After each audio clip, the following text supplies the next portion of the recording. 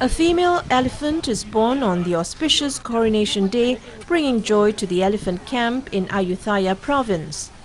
The elephant calf was born to a 27-year-old mother, becoming the 63rd elephant of Wangchang Ayutthaya Elephant Camp. Ithipan Kaulamai, the camp's manager, said the 30-kilogram calf is in good health after the unexpected delivery. The mother elephant Dokphai was given a bath to ease from the summer heat. She gave birth to her baby in front of many tourists suddenly.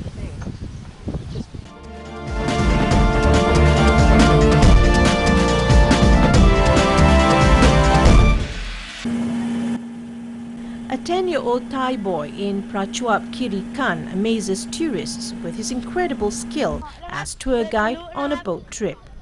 Anda Ruen Kasim, a grade 4 student, spends his summer break helping his parents at a restaurant and sightseeing boat trip in Bangsapan district. While cruising out on boat to Ko Talu Island, Anda makes his tour through the livelihood of local fishing community and marine ecology. With his impeccable knowledge on his historical background and geography of the tourist site, as well as his communication skill, Anda makes the tour as pleasant as one by an adult tour guide. When the tour arrives at a diving spot, Anda fluently gives out safety instructions on how to use the diving gear to tourists. A tourist said she was impressed of how well Anda handled his job and would spread the words about his contribution to the family. Anda's father, Tip, said his son had gradually learned and absorbed what a good tour guide must possess since he was little. After each trip, Anda earns handsome gratuities from tourists, adding to extra income for his family.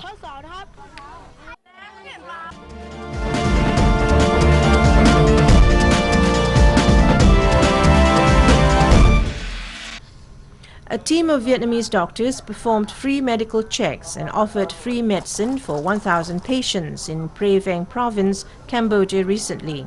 About 60 doctors from the University of Medicine and Pharmacy and several hospitals in Ho Chi Minh City took part in the program, working alongside more than 20 Cambodian doctors and nurses.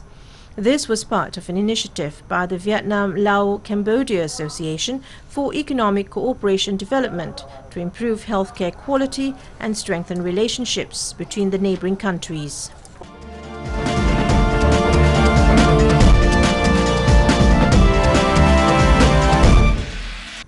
By 2017, the public can access Singapore's first three-dimensional map showcasing detailed information about the Republic's physical landscape and structures, says the National Research Foundation.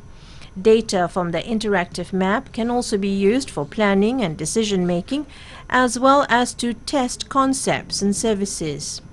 The $73 million project is one of the initiatives under the Smart Nation vision outlined by Prime Minister Lee Hsien Loong recently, where the latest technology will be used to benefit Singapore. Imagine you are planning a visit to this housing estate in Singapore and want to know exactly how many parking lots there are. Perhaps you are a contractor and want to know more about these flats in Bishan, including the material used to construct the building. When ready in 2017, this 3D map will be able to tell you just that. That is because it's layered with information about Singapore's landscape and physical structures. This includes geometric and geospatial data, as well as dynamic and real-time data. Communities can make use of the platform to simulate possible scenarios of future amenities in the neighborhood and give feedback or simply share information. We aim to push Virtual Singapore to tablets, to handheld devices, where the community, the people could, for example, take a picture and then just post it. But not only post it, but post it with geospatial information in 3D. For example, if there's a lost pet and somebody find a cat somewhere at a certain level, they get a picture, they post a picture to Virtual Singapore, and then you have 3D information of this cat is certain at this block, which level. Beyond the community, the large amount of data in virtual Singapore means users can create visual models and realistic large-scale scenarios of Singapore to develop solutions and run simulations. For example, simulating crowd control and evacuation measures, planning scenarios for delivering municipal services, analyzing pedestrian flows, as well as managing noise levels in Singapore. NRF says safeguards will be put in place to protect data. For example, data will be anonymized and aggregated to prevent it being traced back to a particular individual. Access to more sensitive information will also be controlled. The right people will give the right access for the right information so that they will not be given more information that they need. So if you are a citizen, you're a resident, you're the businesses, you're a public servant, depending on the role, you get the right access. I wouldn't say different access, the right access to the right information. So the measures we put in, I think we have experience doing that, and this is an area that we'll put special attention. When completed, the Singapore Land Authority will be the owner and operator of Virtual Singapore.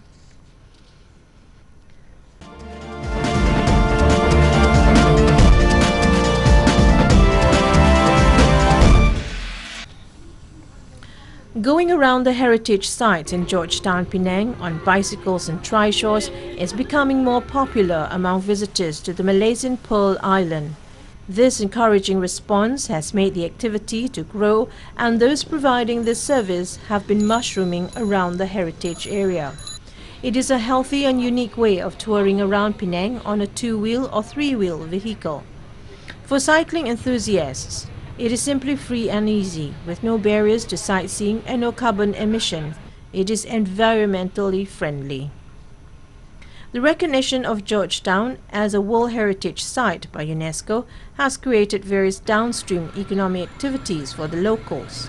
Various old and new bicycles, including those providing six-seater rickshaws, can be rented at a cheap and affordable price. The antique bicycle is among those that people can rent for 8 ringgit a day. Wahyu Hidayat Osman, a worker, said the response is okay, depending on the days. There are more people during school holidays and weekends. Susan Lee, a bicycle rickshaw service provider, said their rickshaw is special. It has LED lights to attract people. It comes with a roof, so it's not hot during the day. For 100 ringgit, 6 people can take a tour for 3 hours. Realizing the vast potential for the tourism sector, Tourism Penang is actively promoting bicycle lanes in urban heritage areas to bring visitors to the historic sites in the city. Fun activities such as the Media Bike Ride Treasure Hunt program is seen as a suitable approach for visitors to familiarize themselves with the town's unique arts and culture. The program was meant to promote the Malaysian Year of Festival 2015. People also get to know more about the uniqueness and the distinctiveness of Georgetown as a heritage city under UNESCO. Covering a wide area, cycling around the heritage site gives a pleasant experience because each building has its own aesthetic value. One does not need to endure traffic jams by cycling. Every lane, especially those through narrow paths, can be explored, and the bicycles can be parked anywhere as long as they are locked. Visitors can also opt for the traditional trishaw ride when touring. The trishaw peddlers are either peddling or parked around Georgetown area waiting for customer calls. The uniqueness of street art along some famous roads has also become an attraction. Lithuanian artist Ernest Zakharevich was commissioned in 2012 by the Penang Municipal Council to create a street art project called Mirrors Georgetown, which consisted of painting several large-scale murals in different locations of the old town. These murals have transformed what used to be normal streets into more unusual, lively, witty and engaging ones. The awaiting trishaw peddler is the largest of the 12 murals. Measuring 15.2 meters by 15.2 meters, it depicts an elderly trishaw peddler sitting in his vehicle awaiting customers. It is a fitting tribute to the trishaw peddlers who congregate at the trishaw station across the road. Those who love photography, the street art trail is a great choice. 229-year-old Georgetown remains a wonderful new old discovery for any visitor. It is a brilliant place to hang out as it manages to balance tourism with the existing ecosystem. In conjunction with the Visit Penang Year 2015, the government is targeting 5.7 million tourist arrivals this year, an increase of 200,000 compared with last year.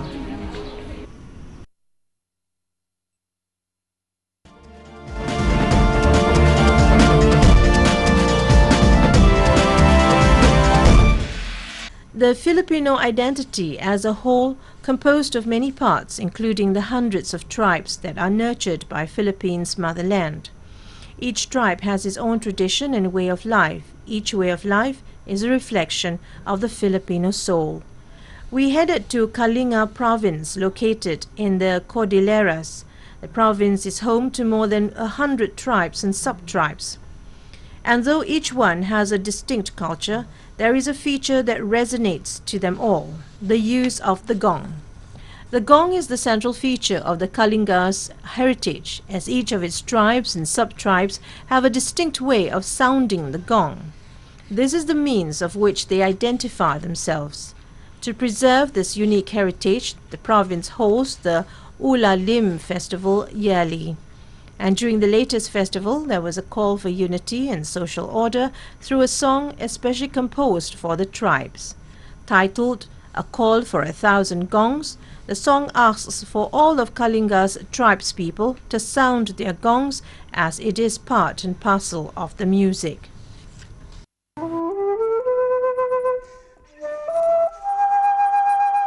The idea is we are going to collect gongs as many as we can, and then they will be playing that for 15 to 20 minutes at the same times. The moment that the gongs is being sounded, metaphorically, people are all in sound, meaning we are at peace. Because in times of that, we are not going to beat the gongs. And the moment we are playing it, forming circle, we are symbolizing that we are already forming unity. Kalinga, get along, together we are strong. The sound of the gongs reminds you and me that we are all one family. There are hundreds of tribes in Kalinga, and they are but a part of what defines the Filipino.